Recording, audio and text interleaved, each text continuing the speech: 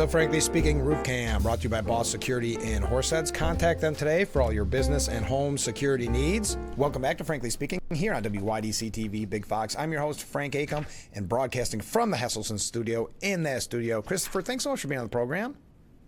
I am glad to be here. I hope the snow, you got plenty of it out there. We got a bunch here. We've had enough of it. We've had enough of it already, let me tell you. Let me say, your new Christmas songs, but the one really gets your attention. The perfect name, Christmas in Jail. Tell us about it. Well, it's not an autobiography. Okay, song, good. I'll tell you that much. That was my next question. You know, it's a remake of a 1929 song recorded in Chicago by a couple of Indianapolis guys. Okay. And that's my hometown, Indianapolis. It was Leroy Carr and Scrapper Blackwell, who were big blues stars back in the 20s and 30s. And they're a little bit obscure today, but I love their music. And I heard Christmas in Jail, and it's like, you know what? If I ever get a chance to do a Christmas song, I got to redo that little beauty. Yeah. And we had that chance and recorded it in Memphis. That's wonderful. What, did you intentionally want to go down the Christmas Avenue? I know a lot of artists do. Or was it just one that kind of fell in your lap? No, I wanted to do a Christmas song. We're primarily a studio recording band, and our world is about putting music out to the world and letting it travel out instead of us traveling around the world and playing shows and so forth. We do a little bit, but I thought, what the heck? It's Christmas season. Let's do a Christmas couple of songs, and so we did a couple of them, and one of them kind of fell in my lap, and the whole Memphis thing kind of fell in my lap too. But the Christmas songs are intentional. Now, tell us a little bit, because when you first came on the scene, so to speak, I'm using that term wrong. You kind of hit the blues world by storm and won a lot of awards. What was it that, I guess, attracted you to blues music? Well, I played in cover bands, and we played rock and roll, but we played a lot of blues, and I started getting into the blues, and I wanted to learn the blues harmonica, so I went to Clarksdale, Mississippi. Okay. And if you know anything about the blues, that's supposedly pretty much where the blues were discovered by W.C. Handy back in 1903. It was being played, but it was popularized by Handy, who was a big band leader and well-known. I went there to learn the harmonica. There's a harmonica camp there. Oh, okay. You can go for a week and learn the harmonica, man. And I was playing a little bit, but I wanted to get good. And I'll tell you what, when I went to Clarksdale, and I saw where the blues came from and what it was all about, it just took me over about 15 years ago. And so I said, we're going straight at the blues. And our cover bands did that, and then I got encouraged to write my own music and record my own music. And we said it's got to be the blues, man. Yeah. Do you find, because I've been to a lot of blues festivals and a lot of blues concerts, is it a difficult kind of living to be in that genre, or is it because people are so loyal the blues is easier, do you think?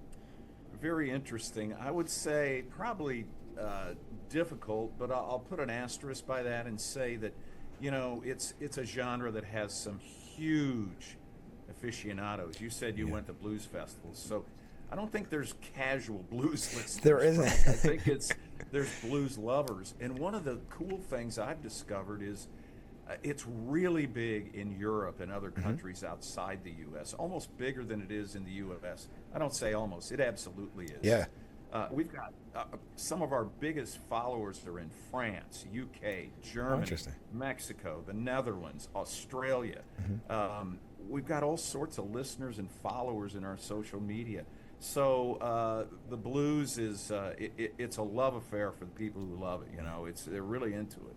And as am I, man. Yeah, well, right. And the thing is, it's almost like an endless amount of blues too. What's interesting, I mean, I guess like any music is, but you can always dig deeper and find some, like you did with Christmas in Jail. You can always find some hidden gem that you may not have been aware of before today. Yeah, and if you know a little about music, and I know a little, that's I'm the guy out front. They always laugh at me, the front man, right? Yeah. Oh, his timing's terrible. He doesn't know music, but I play a little harmonica too. But it's a simple form of music, It came up out of the Delta, and it goes way back. And the music was very simple in that it really is 3 chords. And I mean, I picked up the harmonica, I remember, almost 20 years ago, and within a week or so, I was playing it on stage. Wow. Because it was a simple pattern of the music. Now, you can spend a lifetime getting good at the harmonica, and I've got a lot of work to do. but it's a simple music that I think people can relate to. And all rock and roll, for the most part, came right out of the blues. Right. And rock and roll was simple music too. And you say how it resonates really with everybody. Everybody's had a bad day, right? I had a little bit of the blues. So you think about the international effect that you mentioned. That's kind of been historic too. Think of people like Eric Clapton and people. What is it, I wonder, that draws people overseas to the blues? Maybe more than here back in the States. You know, maybe it's because I think the rock and roll that was born in the UK was from kids who were listening to the U.S. blues. Yeah. You know, I think of a great blues man who was sort of my hero and very unsung today. His name's Long John Baldry. And he had a couple guys in his band. Frank, this will knock you out. But it was Rod Stewart singing backup vocals for Long John Baldry. And Reginald Dwight over on the keyboards, Elton John. Yeah. So he was his keyboard player. Wow. And they learned rock and roll and the blues from Long John Baldry, who was bigger than the Beatles when the Beatles came on the scene. And of course, the Beatles love the blues as well. So I think it's maybe that. It came up out of that. You know, the Beatles went to Germany. They took that blues beat to Germany, and it kind of spread across Europe, and it's never gone away, man.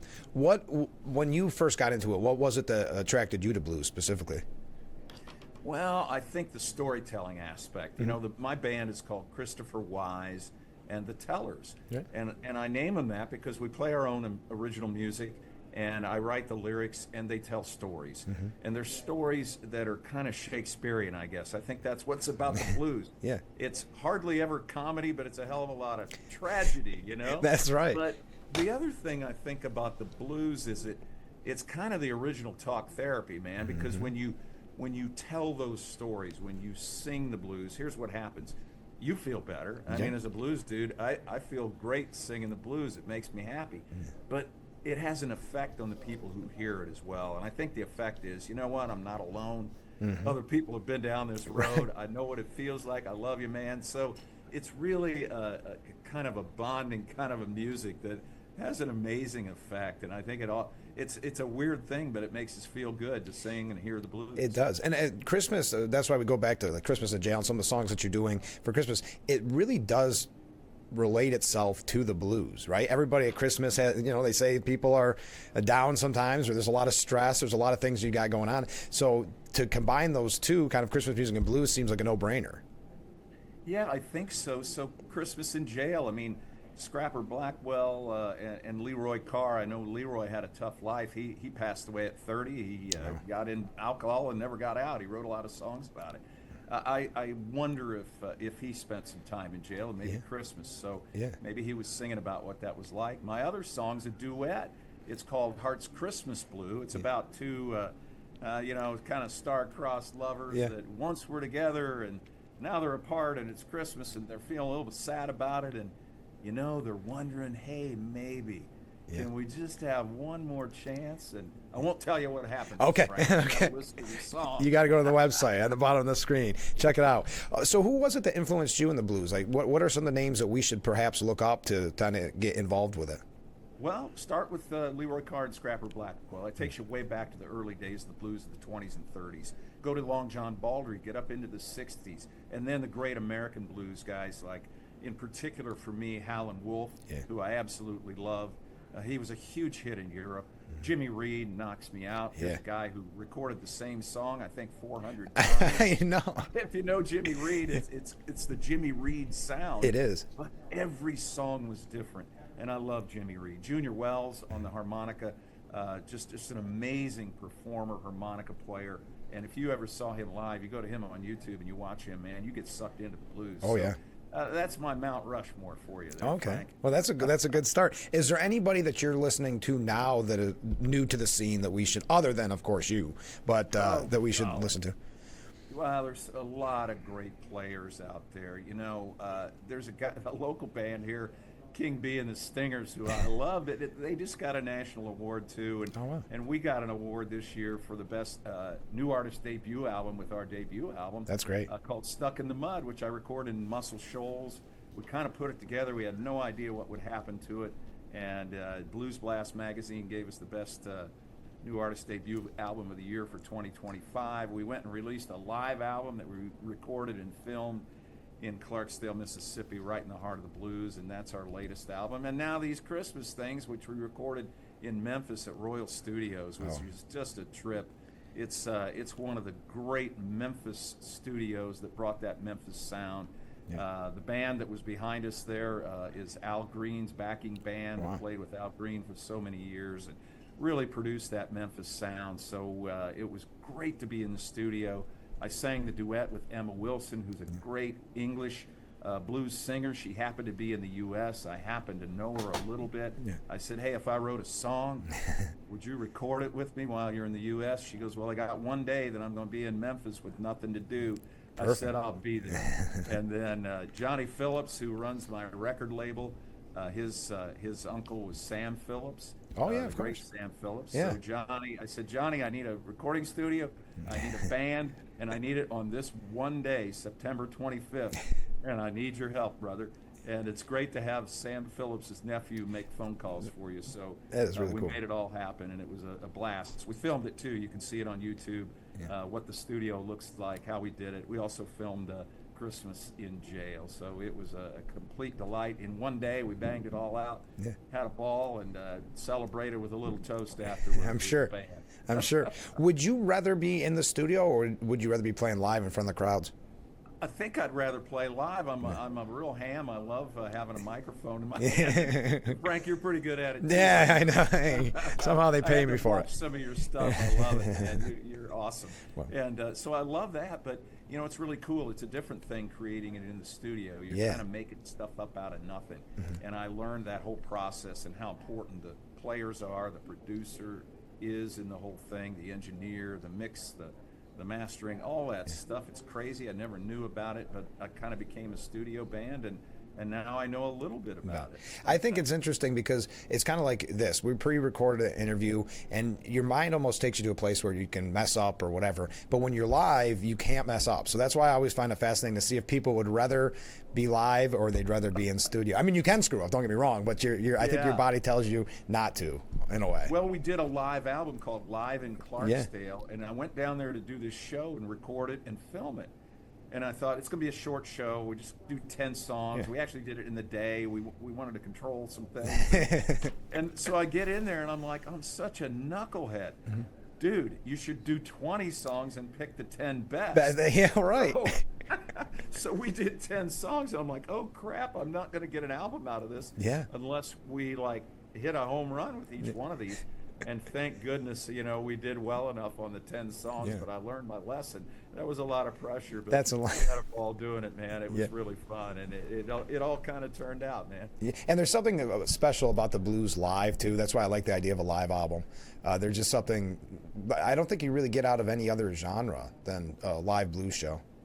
Yeah, I don't know what it is about it. I'm totally captivated by it. Yeah. And I'm totally captivated doing it. I think it is, again, back to the nature of the music itself. It's telling stories that, you know, even if the people are, you know, having dinner and a cocktail in the back of the room, you know, those stories seep in, and it's like, hey, I've been there, man. I know I know what you feel like, brother. Yeah. So I think that's part of it. Well, that's great. Well, so everybody's got to check out the new Christmas music, but where can they find out more in general about your albums, purchase, those type of things? Well, look at that. It's got it right on the screen. I thought so. Wyze and the Tellers.com. I can see it right there. And you know what? We've got videos, we got music, we got the story behind this crazy band. You know, I started writing music in my 60s. I had not written a song until about 4 years ago. Wow. And I got encouraged by a great friend and mentor in Ralph Carter, who used to write songs for Eddie Money. And performed with him and produced our 2 albums. And he said, we're going to do an album someday. And I said, I'd love to be on your album, Ralph. He said, no, it's going to be your stuff, man. That's really Start cool. writing music. And that was about 5-6 years ago. And I took Ralph's advice, and he and I co-wrote most of the songs that we put out into the world. Yeah. And he said, you can do this. And my background is a writer. I've written books. My publisher was in Ithaca, New York. There you go. I've been an advertising writer for a long time, 40 years. So it was really cool to come to the assignment of writing songs when I'd already learned how to write. So I didn't have that hurdle overcome. For me, all I need is a story, like the duet I wrote, Heart's Christmas Blue. I mean, I wrote it in a few hours, and then we polished it, and away we go. And Ralph Carter put the music to it, and he's so experienced that he's that way with music in the way that I am with words, and we make it all happen. Emma Wilson jumped in and helped collaborate, and in a couple of days we've got a song. A couple of days later we're in the studio. A couple of days later it's out in the world. That's great. So that's a lot of fun. Yeah. Well, thanks for giving us so much time this morning, and Merry Christmas. Best of luck with your Christmas tunes. Thanks. Merry Christmas to you and everybody in New York there. It's beautiful country. Get the shovels out, folks. That's right. We'll be right back with Frankly Speaking after this. Stay with us.